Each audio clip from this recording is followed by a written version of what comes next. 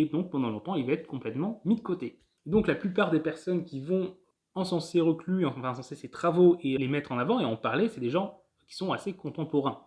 Alors certes, de son époque, il y a eu George Perkin Marsh, qui est donc un géographe et diplomate anglais qui a travaillé du coup également sur certains domaines communs avec Reclus, donc notamment l'impact de l'homme sur son environnement. Mais nous parlerons un peu plus de Marsh dans la deuxième vidéo, puisqu'en fait, c'est un lien avec l'article que nous allons étudier. Mais en tout cas, il cite Reclus et considère qu'il fait des travaux de grande qualité et le compare à d'autres grands géographes. Du coup, récemment, il y a eu Yves Lacoste, comme on l'a dit, qui est le fondateur de la revue Hérodote, revue de géographie, qui va consacrer deux numéros entiers aux travaux de Reclus, donc ça va beaucoup contribuer à le remettre en avant.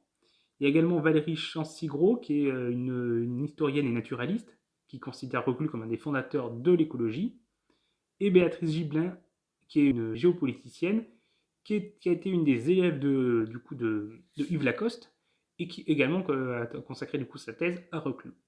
Donc on voit que aujourd'hui, plusieurs personnalités assez importantes du monde de la géographie, et globalement il est admis que les travaux de Reclus sont de bonne qualité. Et pour en avoir lu certains, ils sont très intéressants.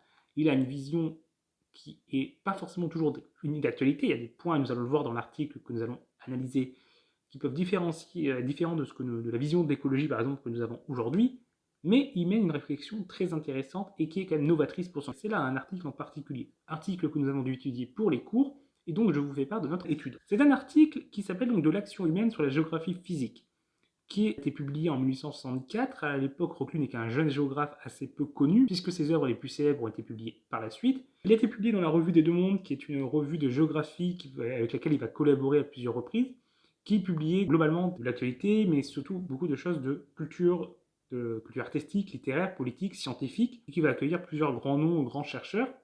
Donc c'est une revue assez prestigieuse, et donc Reclus, dès sa jeunesse, va pouvoir collaborer avec. Il est en fait, dans cet article, il va analyser un ouvrage rédigé par George Perkin Marsh, dont nous avons parlé rapidement dans la vidéo précédente, qui est un diplomate et pionnier de l'étude de l'action de l'homme sur son environnement,